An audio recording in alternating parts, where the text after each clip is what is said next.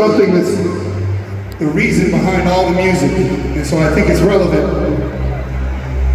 And so I'm going to share with you a short story of how Imagine Dragons started. When I was 12 years old and I was in middle school, I hated myself.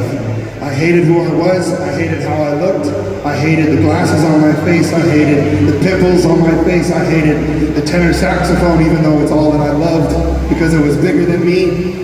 And well, I lived by this saxophone and I walked to school every day. And I loved music. I discovered I couldn't express anything unless I heard it through melody, and I didn't realize that till I was 12. And suddenly, I'd hear a melody, and I suddenly felt heard. Even if there weren't even words to it, just the musicality of it spoke to me in a way that no words ever could. And I played that saxophone, and I was in the jazz band in 6th grade, and we were playing the Pink Panther, I think was the first. It's the first one you learn on the tenor saxophone. Anyway, and then I went home and I stole my brother's microphone and I got on his computer and he had this system called Cakewalk, and I created a song. And I didn't even know what I was doing. I was just singing these songs, and I was actually very shy about my voice because my brothers called me Cookie Monster because my voice sounded like the Cookie Monster.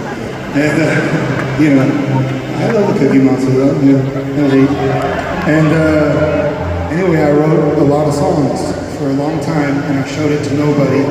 And then one day my dad, who was a very hardworking man, I saw very little of him because he just worked around the clock to put food on the table. And one night, when he was very tired after work, sorry, this is a very long story, I never tell it this long. I'm feeling a little emotional tonight, I think.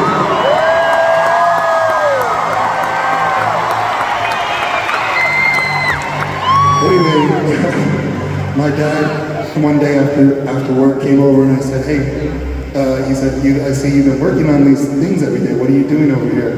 And I gave him the headphones and I was very nervous. And he listened to the whole song intently, even though he was so tired. And there's 9 kids in my family, 8 boys, 1 girl, so you can do the math. And he listened to the whole song and he took it off and he looked me right in the eye and he said, that's really good. And that's all it took. That was it.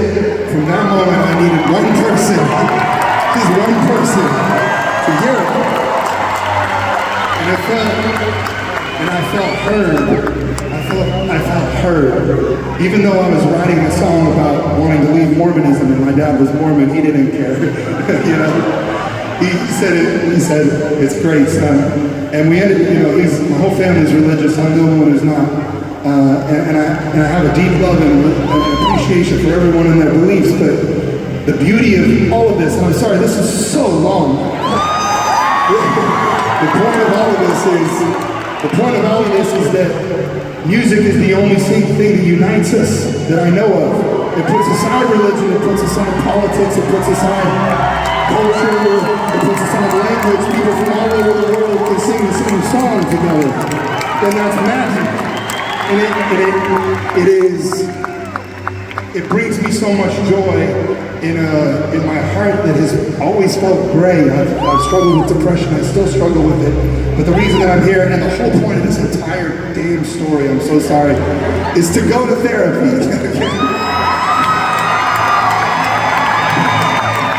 The reason that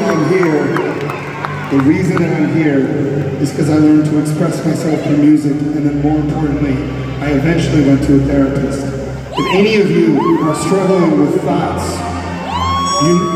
with self-love, depression, anxiety, please do not keep it to yourself. It doesn't make you weak to express it. Share it with the people around you. Share it with your family or a friend. If it's available to you, go to therapy.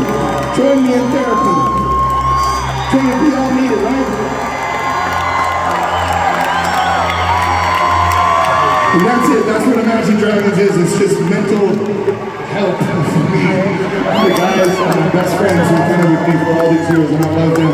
And thank you to our crew. And thank you for being here. Let's go to therapy. Stay alive. We love